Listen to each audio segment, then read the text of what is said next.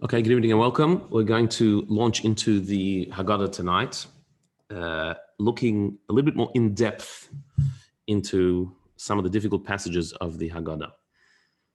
Now, the Haggadah is the most written about book in Judaism. There are possibly more commentaries on the Haggadah than any other book. Maybe the Chumash has more, maybe not. There are a huge amount of Haggadah interpretations. And we tend to, we go through the Haggadah sometimes a little bit rushed and don't have time on the night of the Seder to delve into each paragraph. But in advance of the Seder, we have some time, and it's certainly a very rewarding experience to go through the commentaries on the Haggadah and the meaning behind some of those passages. So often we meet the Haggadah again every Seder night, and we read things and say, what is this talking about? What does this actually mean? Why does it say this? But then it's too late to delve into that at that moment because people are too hungry. You sort of have to keep things moving. And particularly, there are some parts of the Seder that are more, I guess, baffling than others.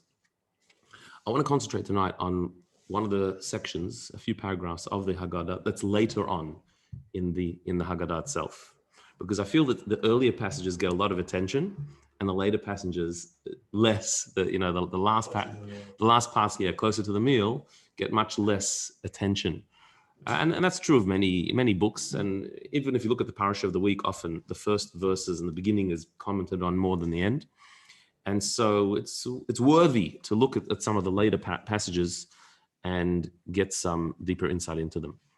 And so I'm going to share my screen for those who are online.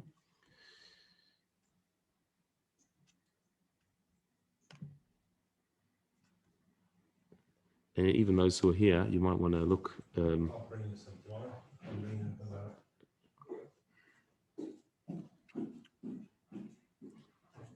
Or on your phone, you could even connect to it. So we're going to look at the plagues that come up right towards the end of the Haggadah before the meal, where we start reading about the 10 plagues. Now, any child knows that there are 10 plagues. That's how many plagues that there were in Egypt. 10 plagues. That's what the Torah tells us about the 10 plagues. And they are listed in the Haggadah indeed. But if we look at the way the Haggadah lists them, there's a little bit more detail than just 10 plagues. What does it say in the Haggadah? So here is a quote straight out of the Haggadah. It says, "These are the 10 plagues which the Holy One, blessed be He, brought upon the Egyptians, namely as follows: blood, frogs, lice, wild beasts, pestilence, boils, hail, locusts, darkness, slaying of the firstborn." The 10 plagues. They're the famous 10 plagues. But the Haggadah then continues and goes further and says that Rabbi Yehuda, one of the great rabbis of the Mishnah, said he referred to them by acronyms. He referred to the 10 plagues by their acronyms. What were the acronyms? Detzach, Adash, Bachav, which means he made 3 words out of the first letter of each of the 10 plagues. So the first 3 plagues are Dam, Tzfardei, Kinim, blood, frogs, and lice. The first 3 letters of Dam, Tzfardei, Kinim are Dalid, Tzadik, and Chaf. And so he made a word, Detzach.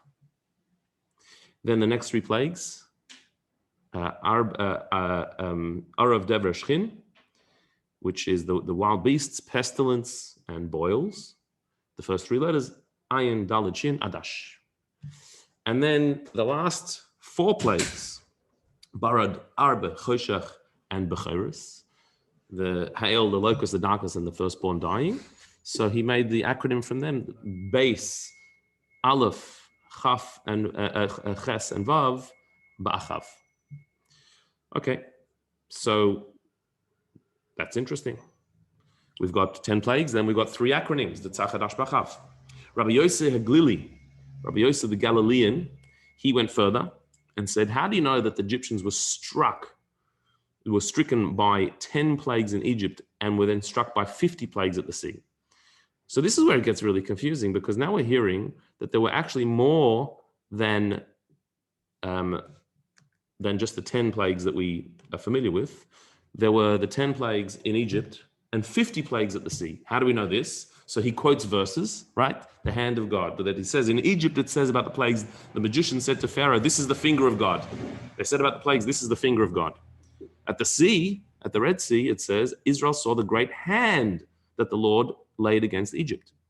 A hand. And the people feared the Lord and they believed in the Lord and Moses, his servant. So how often were they smitten by the finger? 10 plagues. So you must conclude that in Egypt they were smitten by 10 plagues, and at the sea they were smitten by 50 plagues. Because if one finger gives you 10 plagues, a full hand gives you 5 times that, 50 plagues. Obviously, we're talking anthropomorphism. We're using human terms for the divine. That's how the Torah speaks. But it still means something. So if the finger of God gives 10 plagues, so 5 times that is 50. It says the finger of God in Egypt, and it says the hand of God at the sea.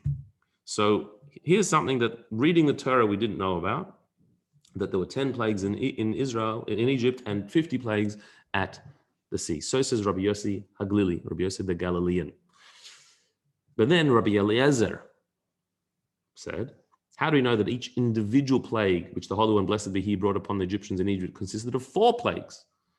Each individual plague was 4 plagues, was divided up into 4 plagues. For it is said, he quotes a verse, that God sent against them his fierce anger, fury, and indignation and trouble, a discharge of messengers of evil. So says Rabbi Eliezer, fury is 1, indignation is 2, trouble is 3, discharge of messengers of evil makes 4. There are four descriptions here of the wrath of God that he sent against the Egyptians. And so you must now say that in Egypt they were struck by 40 plagues, and at the sea they were stricken by 200 plagues. Why? Because if each plague is really made up of 4, because there's 4 different words of vengeance here, so the 10 plagues in Egypt are really 40, and the 50 plagues at the sea are really 200. Okay? So from 10 plagues, we've now got to 40 and to 200 plagues. And it doesn't stop there, because Rabbi Akiva said, how do we know that each individual plague which the Holy One, blessed be He, brought upon the Egyptians in Egypt consisted of 5 plagues? For it is said, he sent against them his fierce anger, fury, and indignation and trouble, a discharge of messengers of evil. Exact same verse that Rabbi Eliezer quoted. But Rabbi Akiva says, his fierce anger is 1, which Rabbi Eliezer didn't count. His fury is 2, indignation is 3, trouble is 4, discharge of messengers of evil is 5. Right? So Rabbi Akiva counts the word, his anger, his fierce anger, which was the first one. Rabbi Eliezer says, well, that's what it says, his anger, but then there's 4 extra words to tell you that each one is made up of 4. Rabbi Akiva says, no, you have to count anger as well. That's also counted as 1. And so therefore there's 5 different words here describing the anger of God that he smote the Egyptians with. Thus, you must now say that in Egypt they were struck by 50 plagues. And at the sea, they were stricken by 250 plagues. Because 5 times 10 is 50, 5 times 50, because 5 times 10 is 50, and another times 5 is 250 plagues. And there ends the discussion of the plagues in Egypt. Interestingly, the Rambam, Maimonides, in his Haggadah, doesn't include this passage. His son, Rabbi Avram, the son of the Rambam, says, my dad did say it at the Haggadah, at his Seder. He did read it, but he didn't include it in his Haggadah that he codified, because it was a later passage that was included. It wasn't in the original Haggadah, and not everyone says it in all places. But in our Haggadahs, it's there. In all of the Haggadahs that we read, this discussion of the number of plagues is there. And the question we have to ask is, what's wrong with 10 plagues? We're all used to 10 plagues. We all know about 10 plagues. What's with 10 times 5, 50, and then times 4, 40, and 250, and 250? Where do we get this from? The 10 plagues are the 10 plagues. Why does Rabbi Yehuda need to make it into 3 statements? The whole thing seems very confusing just on basic level of understanding what the Torah tells us. There were 10 plagues. And we always talk about 10 plagues. And suddenly, in the Seder, we hear all of these multiples of plagues. And of course, we're at that stage a bit too hungry to get too into it. We just sort of want to get moving. But now that it's in advance, we can actually delve into it. So what I want to do with you is I want to share 5 different interpretations of this passage, coming from 5 very different angles of the great sages of the Jewish people.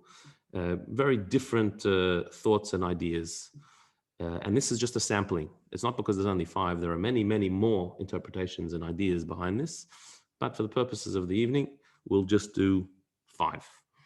So the first one is one that's reasonably famous on this, and it's from the Vilna Gaon, the great Vilna Gaon, Rabbi Yoel Kramer, of Vilna in Lithuania, from the 18th century. And it's said in his name that he quotes a verse from the Torah that says, all the diseases I brought on the Egyptians, I will not bring on you, for I am God, your healer. That the plagues in Egypt were a plague and an affliction to the Egyptians, but there was an inverse healing for the Jewish people. Each one of them was brought healing and blessing for the Jewish people. The classic example is the darkness plague, where it was dark for the Egyptians, but the Torah says for all the Israelites, it was light. There was a greater light in their house. So to all the plagues were brought on the Egyptians, it was healing for the Jewish people, not just for that time, but for all times, because there's a verse that gives us an amazing blessing. All of the afflictions I brought on the Egyptians, I will not bring to you, because I'm God, your healer. I'll bring you healing. So if that's the case, says the Vilna Gaon, the more plagues we find, the better.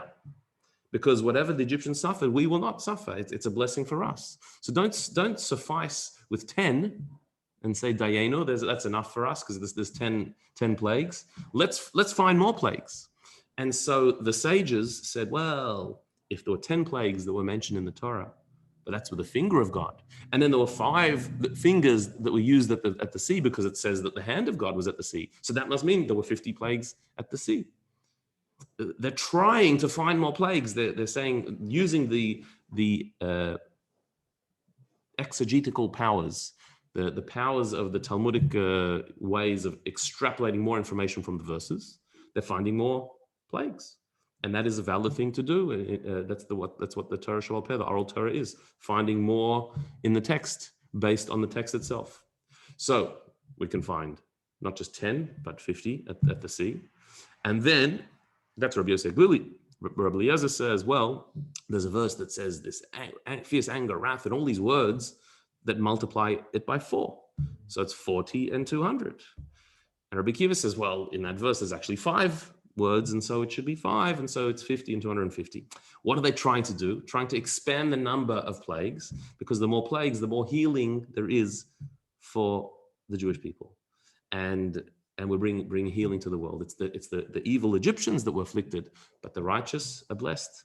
And so by reading these passages on the night of the Seder, we're bringing healing to the world. We're saying this affliction went to the negative powers, the Clipper, that were represented by Egypt, but holiness gets healing, and the more the better. The more affliction, the more healing there is. So that's the Vilna Gaon. That's an interesting interpretation. Doesn't go into the details of why these numbers and why exactly, but it gives us a nice overview picture of why we would try to find more plagues than 10. That's the Vilna Gaon. Let's move to another one. This is from the Maaseh Hashem, one of the commentaries on the Haggadah by Rabbi Eliezer Ashkenazi. He was, I believe, a German commentary from the 16th century. And he has a full running commentary on the Haggadah as well. He quotes the same verse that the Vilna Gaon brings. All the diseases I brought on the Egyptians, I will not bring on you, for I'm God, your healer. And he hones in on Rabbi Akiva. He says, Rabbi Akiva wanted to show that every limb will be free of disease. We have 248 limbs. So he showed that there were 250 plagues. Why 250 if there are 248 limbs? Because 2 extra, because there are 2 diseases that afflict the entire body: high temperature or chills.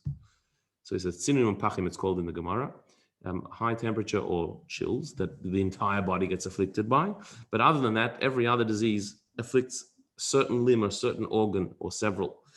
But so you can have 248 limbs, each one of them, each part of our body could have a particular disease, God forbid.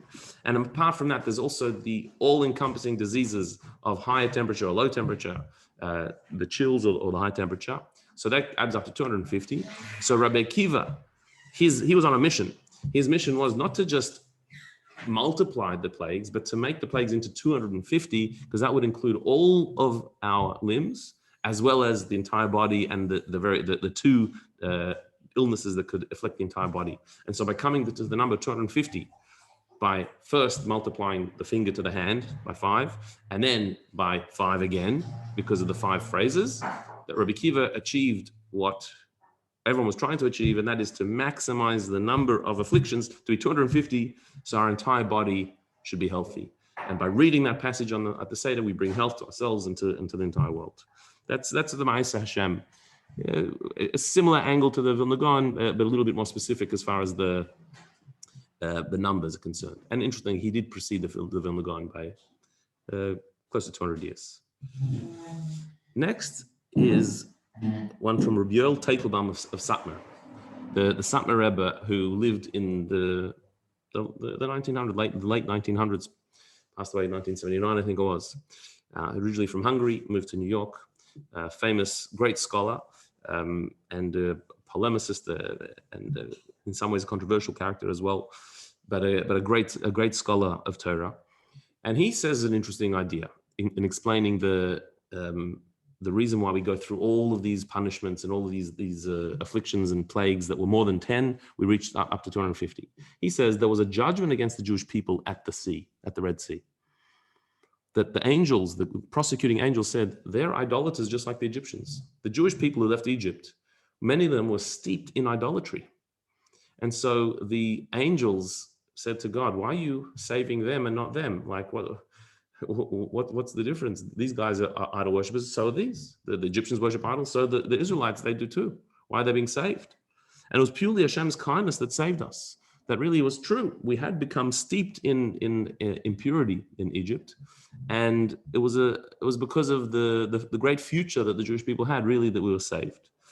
And so he says that there was a principle in the Zohar, the great Kabbalistic work, that when God's attribute of harsh judgment is aroused, judgment and harshness, it cannot be abated, but must find expression. So this is something that the Zohar says, that when God is upset at something, they're angry at the misbehavior of somebody. So if they do tshuva, or if there's some defense for them or something, so then they may not receive that punishment. But the anger has to be expressed somewhere. It has to come out somewhere. You know, the human beings are made in God's image.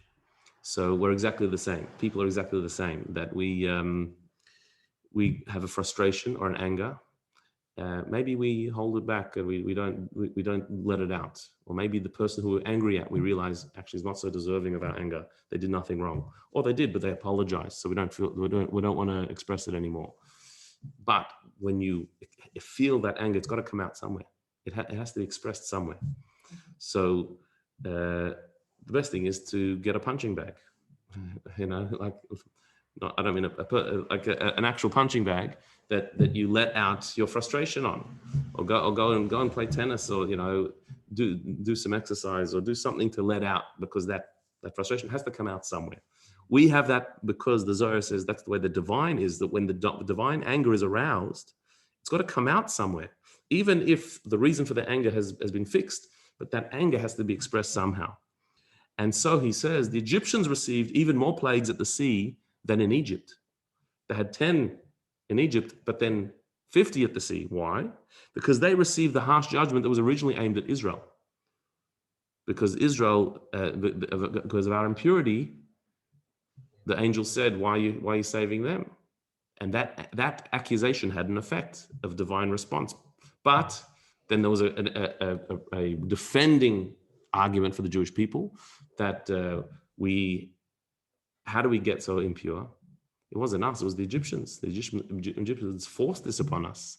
We were forced into that situation, not of our free choice. So therefore, that defense circumvented and redirected the divine anger onto the Egyptians, who were the cause of the impurity, And so this is why we mention this in the Haggadah, to thank Hashem, to thank God for the huge miracles and kindness that really what could have come to us went to the Egyptians because they were the cause of our impurity. So says Rabbi Yoel, the Satmar Rebbe, which is also an interesting, another angle, totally different, totally other way of looking at it. But doesn't explain the numbers. And it leaves us a bit dangling, like when we look at different interpretations of everything in the Torah, they all have truth. They all have some truth and some insight. But we find that some interpretations leave us with more questions, and some are satisfying, that take the question away completely. They really give us the answer. Not to say that the other ones are not correct. They're correct on a certain level, and they have a certain insight to them. But sometimes you need to go a little bit deeper to really find a satisfying answer. And so that's what we need to do next. We need to go a little bit deeper. So the next one we're going to look at, we've seen 3 already out of the 5. So we've got 2 to go. They go much deeper than the ones before. So what do we see so far? The Vilna Gaon said that all of the afflictions that I visit on the Egyptians, I will not give to you. In other words, that whatever afflictions the Egyptians received, the Jewish people will not receive. So we want to find as many afflictions as possible, because that will avert from us those diseases.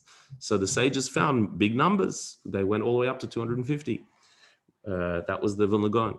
Then the Maaseh Hashem said, in a similar note, he also spoke about the afflictions, and he said that there are 248 limbs in the body, and in addition to that, there's 2 diseases that afflict the entire body: a high temperature or the chills. And so that's 250. So Rabbi Akiva wanted to get the number 250 to say that every limb of the body will be healthy, will not get afflicted, because the 250 afflictions went to the Egyptians. It went over there, not to us. And in a similar vein, but slightly different, Rabbi Yoel Satmar said that the Jewish people really deserved some punishment at the sea, not to be saved. However, our impurity was not really our fault, or an extension of the Egyptian impurity, that we were enslaved by force. And so therefore, the divine anger that would have gone to the Jewish people was circumvented to the Egyptians. And we praise Hashem that all of these punishments that could have come to us went to the Egyptians. Okay, good. So that we see. Let's go now into more the Hasidic interpretations, the deeper, and going a little bit deeper. The first one is from the Sfas Emes, Rabbi Yehuda Aryeh Leib of Ger, who he was from the late 1800s. And he said the following idea. Before the Jewish people could receive the 10 commandments at Mount Sinai, there were 10 layers of evil that had to be vanquished, each layer blocking the fulfillment of one of the 10 commandments. He says this based on the fact that the world was created with 10 utterances. God spoke 10 times in creation to create the world. And the fulfillment of those 10 utterances was the 10 commandments, which would present the holy version of the world, to bring holiness into the world. But every holiness has a counterforce. There's a blockage to everything holy in the world. Anytime you want to do something good, there's always going to be some sabotaging energy to try and stop you doing that good thing. Primarily, this is an internal thing. Of course, there are external forces in the world that try and stop us from doing good. That God has created the world in such a way that there's a balance of good and evil in the world. And so anytime you want to move towards holiness, the powers of evil are threatened by that and try to stop you, try to block you. And so sometimes the world seems to be against what you're trying to do. You're trying to do something good and nice and positive and holy and spiritual, and it just gets in the way. Things just get in the way and make it difficult, and you get interruptions, and you get people belittling what you're doing or trying to get in the way. But more than that, there's inner forces of evil and negativity. We have the Yetzer Hara, an evil inclination that tries to stop us doing good. And every time you try to move upwards in holiness, there is a counter voice of unholiness inside you saying, that's not for you, or don't bother, you can't do that, it's not right. Or tries to justify why you don't need to do that, and it's not necessary, and it's not so good, or you're not up to that, you're not on that level. They're all different types of arguments, but their purpose is to block holiness. And that's the way Hashem created the world. That's how it's supposed to be. There's supposed to be this constant battle between the two. And so anytime holiness rises, unholiness rises as well. And so the Talmud says the higher a person is, the greater their evil inclination is. Because as holy as you are, the greater the counterforce to your holiness has to be. So when you see somebody who's on a very high level, you think, wow, I wish I was holy like that. Well, are you sure? Because they also have a greater Yetzer Hara, a greater evil inclination. Would you be up for that battle? Maybe not. Or maybe you are, and that's where you are. So it says the Sfas Emes, for the 10 commandments to come into the world, which is the ultimate holiness, the divine will to come into the world. So first, they had to be vanquished. The 10 powers of evil that correspond in opposite to those 10 expressions of holiness. And only after the 10 powers of evil were subdued, which was what the 10 plagues was, then the 10 commandments could be received and observed, and the powers of goodness could reign free. The introduction of the 10 commandments into the world had to first be preceded by the vanquishing, the smashing of 10 powers of negativity. These are called the 10 klippas, 10 powers of klippa, of the shell that covers over holiness. So he says that the 10 plagues in Egypt, each one was smashing through another layer of resistance to holiness. And only after that happened could the 10 commandments be given. As we know, that 7 weeks after the Exodus was the giving of the Torah at Mount Sinai, the 10 commandments. So the deeper reason for the 10 plagues was a preparation of the world for the 10 commandments coming into the world. And why did that happen specifically in Egypt? Because Egypt was known as the lowest level of impurity in the world. It was the place of most depravity in the world. And so therefore it represented the power of klippa, of negativity. And so so the 10 afflictions of Egypt, the 10 plagues, was actually going through the 10 layers of unholiness and undermining it, smashing it up, opening up the pathways for holiness, the potential for holiness. This is why the 10 plagues had to happen. So says the Sfas Emes. He continues that the Torah has more than 10 commandments. It's not just 10 commandments. There are, in fact, 613 commandments. The 10 commandments that were announced at Mount Sinai, the 10 commandments that were etched on the stones of the tablets, but that's not all there is. There's actually 613 commandments. They weren't all given directly and expressly at that time. They were given over the course of the 40 years in the desert, but there are 613 commandments. The 10 commandments are 10 general categories under which all the other commandments fall. They are parent categories under which lie the offshoots. So, and each of the 10 has hundreds of offshoots. So,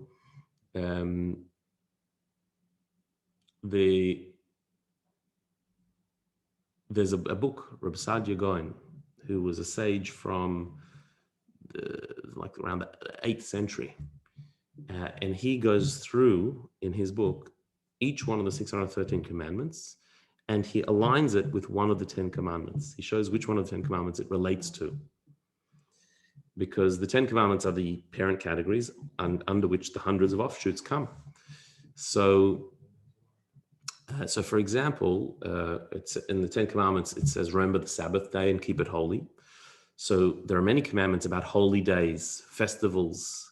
They're all offshoots of Shabbos. Shabbos is like the source of all the Yom Tovim. It's the source of all holy days. Tchilul Mikra Kodesh, we actually call it in Kiddush. We say Shabbos is the first of the holy convocations, the holy days. It's the first, meaning it's the source of all of them. So the mitzvah of having Pesach and having Yom Kippur, They are individual mitzvahs out of the 613, but they come under, in the 10 commandments, under the category of remember the Sabbath and keep it holy, for example.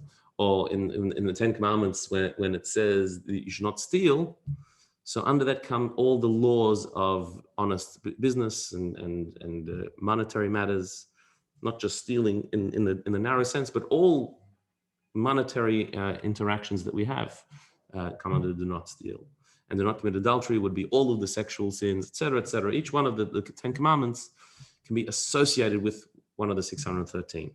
So there's 10 commandments that are really 613 commandments. The 10 are the parent categories. So if the 10 commandments actually include 613 commandments, and we said that the 10 plagues came to clear the way for the 10 commandments, that there were 10 layers of impurity that had to be vanquished, had to be overcome so that the 10 layers of holiness can be revealed. Well, if the 10 commandments are really 613 commandments, therefore the 10 plagues must also include 613 plagues. Because for each and every commandment, there's a negative counterforce that needs to be nullified for us to be able to perform that commandment. It's not just the 10 commandments that we need help with, it's the 613 commandments we need help with. There's a Yetzer Hara, there's a resisting force against every single one of the 613 mitzvahs. And so when Hashem gave the 10 commandments, he really included in that the 613. So therefore, it must be that the counterforce to that, the 10 plagues, must also include 613 counterforces that needed to be exploded in order to allow the holiness to come in. So says the Sfas Emes, now we understand why the Haggadah lists various ways our sages extrapolated more plagues than the original 10. There was only 10 plagues, but from those 10, we extrapolate more. Because just like the 10 commandments are 10 commandments, but we extrapolate from them 613 commandments, so too, the 10 plagues are the counter force to the 10 commandments, but there must be within those 10 plagues 613 counter forces to 613 commandments. And so therefore the sages extrapolated more plagues out of the 10, just like we extrapolate the mitzvahs out of the 10 commandments. But he says, if you look closely at the numbers that the sages presented for these 10 plagues, we're first told there are 10 plagues. That's the first statement in the Haggadah. There are 10 plagues, and we list the 10 plagues. Then Rabbi Yehuda comes and says three words, Detzach Hadash Bachav. He puts them into three categories. Rabbi Yossi said there were 10 plagues in Egypt and 50 at the sea, the finger and the hand. Rabbi Eliezer says there were 40 in Egypt for the four layers, four statements of anger, and therefore 200 at the sea, because 5 times that. And Rabbi Akiva says there were 50 plagues because there were 5 statements of anger. 50 plagues in Egypt, 250 at the sea. If you take all of those numbers that are mentioned, the 10 plagues, the 3 Rabbi Yehuda says, 10 and 3 is, then the 10 plagues that Rabbi Yossi says were in Egypt and the 50 at the sea. 10 and 50 is another 60. So 13 plus 60 is. Then Rabbi Eliezer says there was 40 in Egypt. What are we up to? 73 plus 40? 113, and 200 at the sea, 313.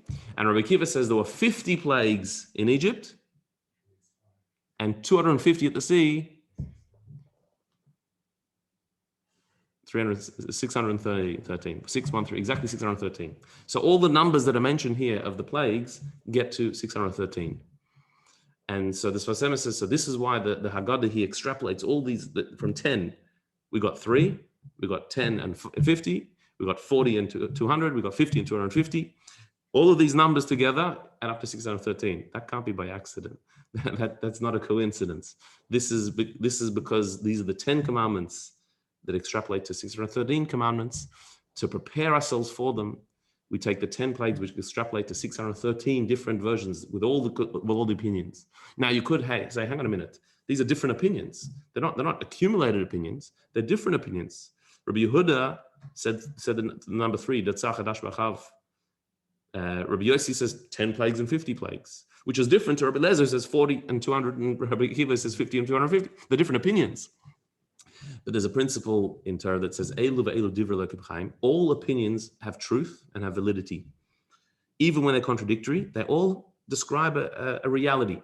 Just like we can all look at one object from different angles and see it in different ways, The sages looked at one topic and saw it in different ways, and they're all right. They're all correct because they're looking at it from their perspective.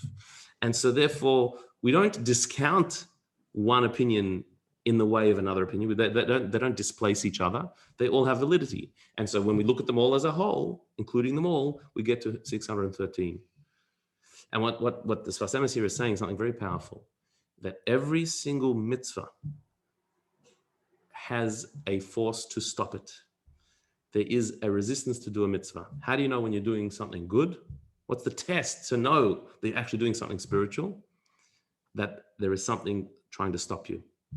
Because if you're doing something very ordinary, the forces of evil are not interested. They're happy for you to continue. Certainly if you're doing something wrong and immoral and evil, it'll be an easy path. There'll be nothing to stop you.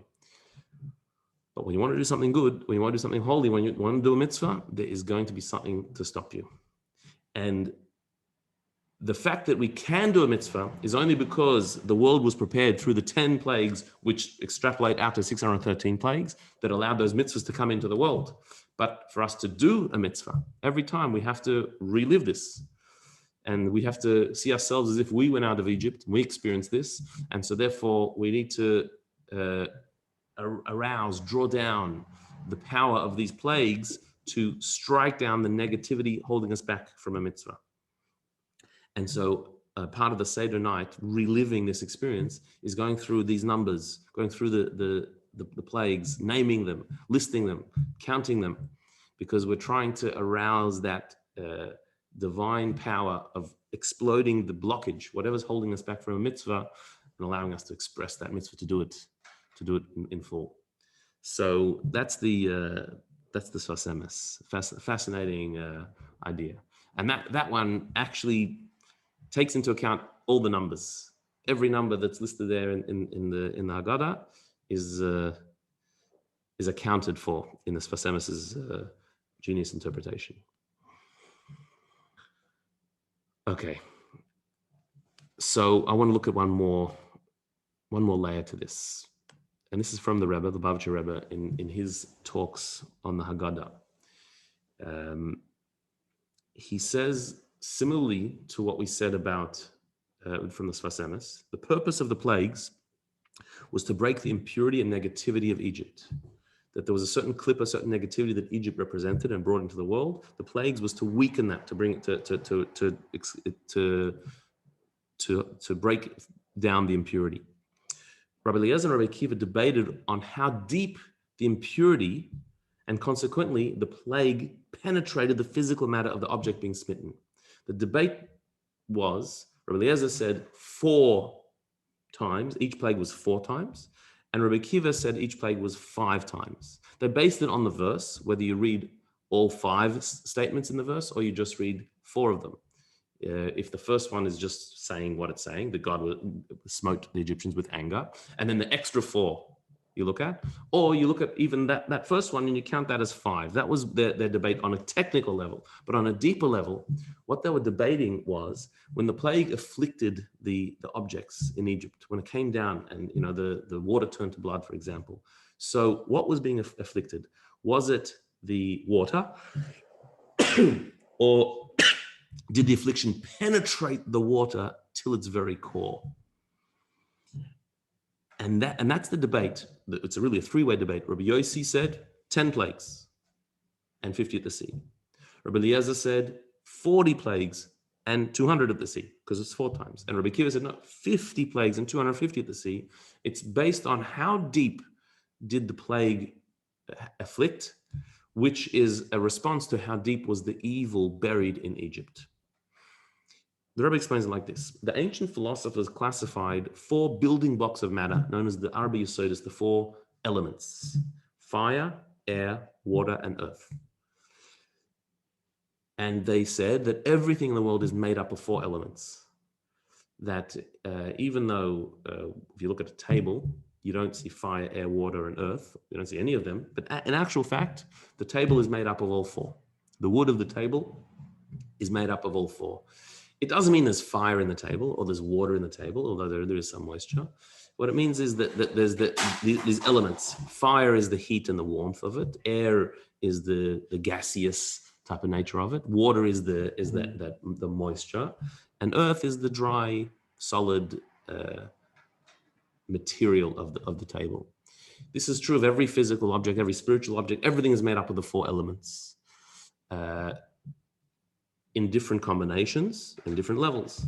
So obviously water is made up of water mostly, but there's also a fire and air and dust or earth element even to water, because water has a certain physical presence. It has certain temperature. There is a gaseous nature in water as well. So everything has four. Fire has four as well. Everything is made up of all four elements. And if you would break down the elements, you would find four. For example, it says that if you set the wood of the table on fire, so the elements would be separated out, would be disconnected from each other when you burn something. So the water element goes up in smoke, as does the air of it. It loses its air. The fire is burning and joins the fire, and all that's left is ashes. And those ashes is like dust. So it's the earth element that's left. But even that is in a different form now. It's not the original form that it was, because the four elements, when they separate, you don't have the thing anymore. Separation of the components of a part and the parts of a thing is the end of that thing. The thing can only exist when the four parts are together and one and united. What's this to do with what we're talking about? So the Rebbe, this is actually quoting earlier commentaries on the Haggadah that say this idea, that Rabbi Eliezer believed that each plague consisted of 4 plagues, for the plague affected all 4 elements in which the unholiness penetrated. It's not just the object that got impure in Egypt. It was the 4 elements of the object. It penetrated the very elemental basis of the object. And so it wasn't just the water that was afflicted and turned to blood, but the 4 elements of the water were afflicted all the way to its core, because the 4 elemental parts of it, each one of them had become corrupt. The corruption of Egypt had gone so deep that it was all the way down. Rabbi Yossi, who said there were 10 plagues, he says that Egypt was corrupt, but he didn't think that the corruption went into the 4 elements. So he said there were just 10 plagues. Whereas Rabbi Eliezer said, no. It was all 4 elements of Egypt, all 4, the building blocks, the very foundation was corrupt. And so therefore the punishment, the affliction came into all 4 elements. And Rabbi Kiva goes even deeper. Rabbi Kiva classified each plague as consisting of 5 plagues, not 4. Why? There's only 4 elements. So how do you get 5? Because in addition to the 4 elements, there's a 5th element, the quintessential element, which this is not, the Rebbe doesn't say this point, but the word quintessential comes from quintus in Latin, which means 5th, the 5, quintessential. The 5th element. There's 4 elements, but there's a 5th, which is the essence of it.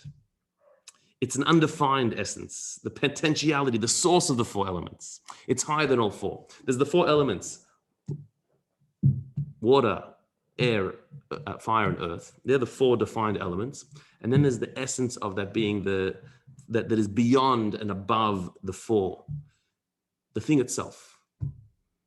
So we're talking like here about different layers. There's the external presentation of a thing. There's the elemental building blocks of that thing, and then there's the essence of it. It's very self. Is this similar to all the 5 souls? One is this. Correct. It corresponds to the 5 levels of the soul, whereas the highest level is Yechidah, the deepest self. Yep, correct. Also the 4 worlds, with a 5th above it, because above the 4 worlds there is what's called Olam Ein Sof, the infinite divine self. So yeah, there's always a 4 which has a 5th, which is the essence. The 4 letters of Hashem's name as well, Yud and Hey and Vav and Hey, and then there's the crown on top of the Yud, which is the essence, the source of it all. So too, everything in the world is because of that, because Hashem's 4-letter name, which is the source of existence, has the 5th element, which is its essence. And there are 4 worlds, and the 5th element, which is the divine essence. So too, in the physical world, there's 4 elements with the 5th element, which is the very self, the higher self. And so Rabbi Akiva said that the corruption, the impurity, the evil, the negativity, the unholiness of Egypt was not just on the surface, like Rabbi Yossi said. It wasn't just in the 4 elements, like Rabbi Eliezer said, but it actually permeated the very core essence of Egypt. Egypt became personified as evil. And so therefore there were 5 levels of impurity and 5 levels of affliction, that every single plague afflicted all 5 levels. So the numbers that Rabbi Eliezer and Rabbi Akiva came up with were not just random numbers, like based on the verse. They were saying it's the whether the elemental level was corrupted or even the essential level was corrupted. So Rabbi Yossi said it was a corruption on the surface. Egypt was circumstantially corrupt. It became bad, but it didn't penetrate to the core. So therefore the plagues were 10 plagues, because it afflicted Egypt, but didn't have to go any deeper than that. That's Rabbi Yossi's opinion. Rabbi Eliezer says, no. The corruption was way deeper than that. The 4 elements were corrupt. The very, very building blocks of their personality was corrupt. And so therefore, the affliction had to go to 4 levels. And Rabbi Akiva says it was even deeper than that. It went to the essence, to the core, even deeper than the 4 elements. So therefore, each affliction was on 5 levels, because it had to cleanse all 5 levels. Interestingly, there was a great sage, one of the teachers of the Rebbe, the Rogatchover Gaon, Rabbi Yosef Rosen was his name. He lived in Rogatchov, and in Latvia. It was where he spent most of his years, in Riga. He was the Rabbi of Riga, and an amazing genius and a very creative thinker. And he would connect philosophy with halacha. That was his style. He would connect very abstract philosophical ideas with practical Jewish law. So he took this idea of the 4 or the 5 levels, whether Rabbi Yossi's opinion of 1 plague being 1 plague, or Rabbi Eliezer saying 1 plague is 4, or Rabbi Akiva saying 1 plague is 5, and he applied it in halacha. And he said that there are 3 opinions in the getting rid of chametz for Pesach. To what extent is chametz forbidden? We know that you cannot eat chametz on Pesach. You can't own chametz on Pesach. That is all agreed upon. But one opinion says that you can't eat it, you can't own it, but you could benefit from it. If you found chametz on Pesach, let's say it was Pesach, and you found a piece of bread that you forgot. So what do you need to do with it? So according to one opinion, well, you can't eat it, you can't own it, give it away. Give it to somebody else. That's okay to do that. Another opinion says, no, you can't do that. Because if you give away chametz, you're benefiting from it. Because when you give somebody a gift, there is some reciprocal sense there. You're benefiting from the chametz. You can't just give it away. You have to get rid of it. You have to get rid of that chametz. So what do you need to do? You need to make it inedible. You need to render it no longer edible. So how do you do that? You can step on it. You can pull it apart. It says you can even just crumble it up so the wind just blows it away. It loses its identity. But there's another opinion that says that's not enough either. It's not enough to crumble it and put it in the wind. You have to destroy its existence completely by burning it up. So there's no trace of it whatsoever. Crumbling up is not enough that it loses its form. It has to be completely destroyed and out of this world. So the Rogatchover Gaon says these 3 opinions correspond to the 3 opinions of Rabbi Yossi, Rabbi Eliezer, and Rabbi Akiva of how deep the corruption entered into Egypt. Because our getting rid of chametz is getting rid of that evil and negativity. And so, according to the first opinion, you find bread on Pesach, so just give it away. You can't eat it, you can't enjoy it, but benefiting from it by giving to somebody else is okay, according to that opinion. Happens to be Rabbi Yossi's that opinion. Rabbi Yossi's of the opinion that you can give away the chametz. You don't have to destroy it. Just give it to somebody else. According to Rabbi Eliezer's opinion, that wouldn't be enough. You have to get to the 4 elements and pull them apart, because the evil of Egypt entered into the 4 elements, and the chametz, which represents that negativity that we are trying to rid ourselves of, you can't just give it away in its complete form. Now it's not yours, you're not eating it. That's not good enough. You have to actually destroy its form, grind it up and push it out into the wind, let it fly away in the wind. That's good enough from Rabbi Eliezer's standpoint, but then Rabbi Akiva's opinion said that the evil went to the very essence of Egypt. And so therefore getting rid of the chametz, which is getting rid of that evil from within ourselves, it's not enough to give away the chametz, it's not enough to crumble up the chametz, you have to completely destroy it. It has to be got rid of entirely, because the very essence has to be destroyed. The Rebbe then took this into a spiritual lesson as well, and said that this debate is relevant to each one of us in our quest to liberate our spiritual selves from the negativity and destructive energies. That this is really what all of the plagues and all of the destruction, all this, what we're really talking about is an inner battle that we are in between our own Pharaoh versus our own Moses. We have the inner Moshe Rabbeinu, the Moses in us, the holy and righteous soul. And then we also have our negativity, our own personal negativity, which is our own Pharaoh that is enslaving us. So the liberation must reach as deep as the negativity. How deep has the negativity gone? That's how deep the liberation has to go to free you from that.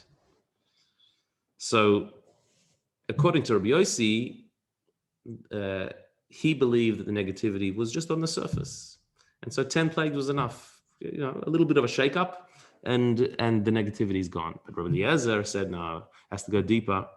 It has to go to all 4 levels of your soul. What are the 4 levels of the soul? So the Rebbe defined it really interestingly. 4 layers of our persona. He said the first is the external garments of the soul, as they're called in Tanya, which are thought, speech, and action, our behavior.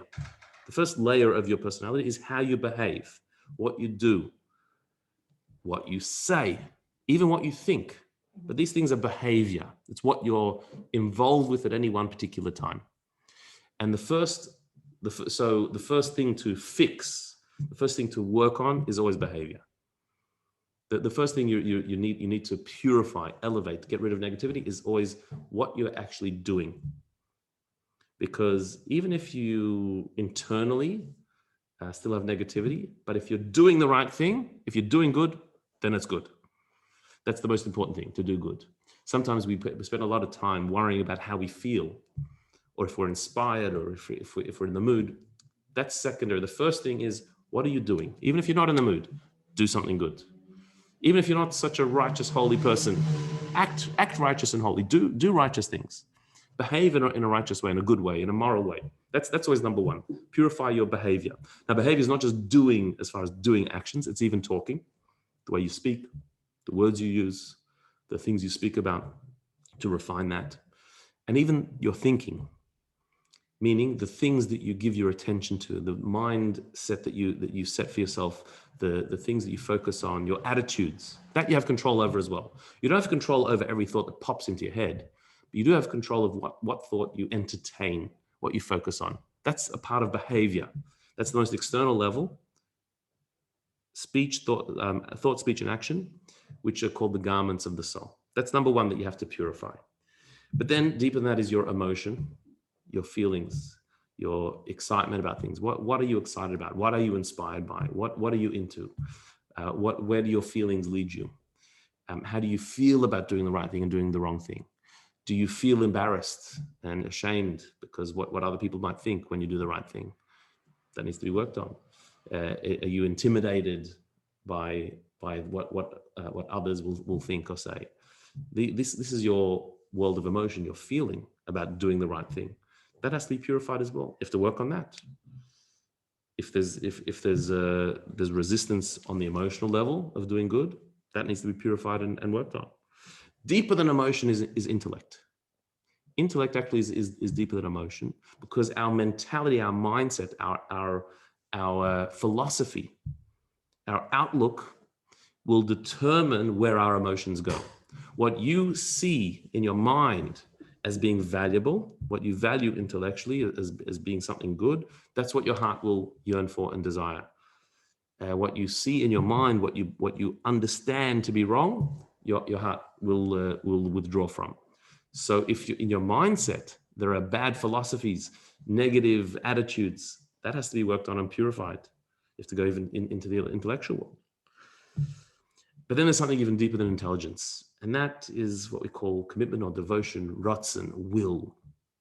The force behind everything is willpower, a certain will to do things, which is deeper than intellect. Intellect is what has a rational explanation, logic. Our will is not logical at all. It is totally irrational. It's super rational. It's higher than our intellect. When you want something, so then nothing will stop you from going for it, from aiming for it. It will direct your mind to understand that that's the right thing. And so if your will is in the wrong direction, if what you deeply want is in the wrong direction, that needs purification, that needs work. Or if you've lost the will to do good, so then no explanation, no logic is gonna get you anywhere.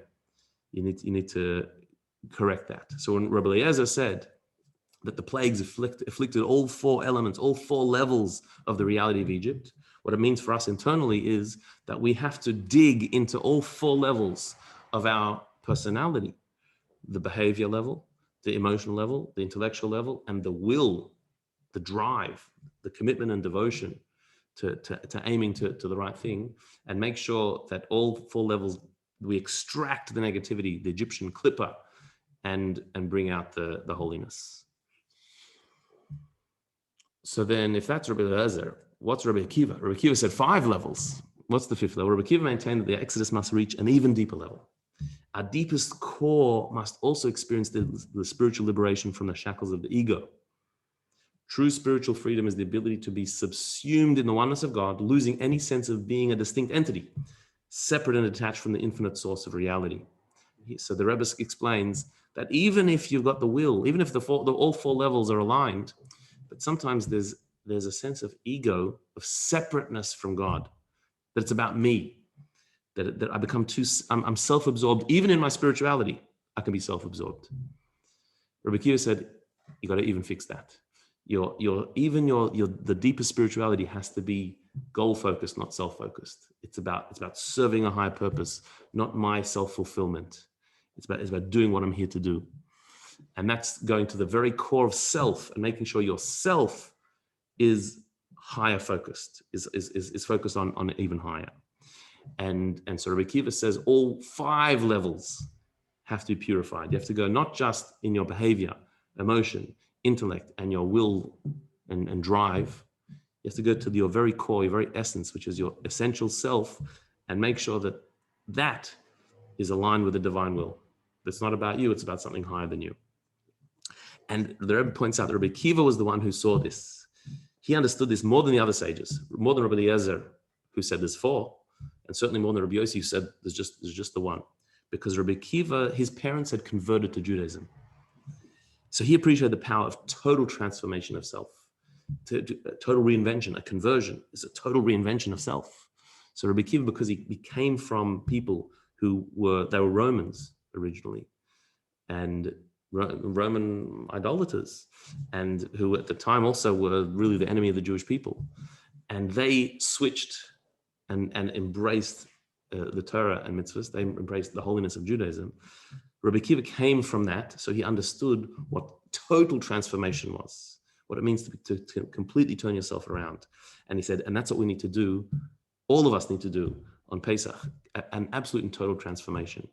Not just on our external levels, not even on our deeper levels, but our very self has to be completely transformed from one extreme to another and cleansed. And so by reading through the Haggadah and reading through the story of the Exodus that took the holiness that was potential in the world, removed the negative blockages and allowed that holiness to come into the world on all 613 levels, as we saw from the Sfas Emes. And more specifically, by looking at ourselves and saying that we have 613 parts of our soul to connect to the 613 mitzvahs. And each one of us have certain mitzvahs we do a bit easier, and certain mitzvahs that we have a resistance to, that we have to overcome. And that's coming from the layers of our soul, whether it's a behavioral issue, where we're just not doing the right thing out of bad habits, or it's an emotional issue that we're not doing the right thing because we're not in the mood, or we don't feel inspired, or it's an intellectual issue that we have a philosophy that has creeped into our head that blocks us from doing something holy, or it's a will, a drive, a devotion issue that we're not devoted and fully committed to drive ourselves towards it. Our will is not there, so we have to fix all that. Or it could be that we've got all that fixed. That's all fine. But the essence of self, we're still self-absorbed, serving ourselves, not serving a higher purpose. On Pesach, we have the opportunity to transform ourselves completely, to have freedom for all the levels, and to connect on a way that we've never connected before. And we read this to draw that into us and to experience it as if we left Egypt ourselves. Okay. Any questions? If anyone has any question or comment, you're welcome to write it on the chat or to unmute or to... And we will, please God, tomorrow at 12 p.m. online, same link, go through the peculiarities of this year's Pesach, where we have Shabbos and then straight away Pesach after Shabbos. All of the things that need to be done to get that right and correct from a halachic perspective and some practicalities. We're going to be doing that 12 p.m. tomorrow.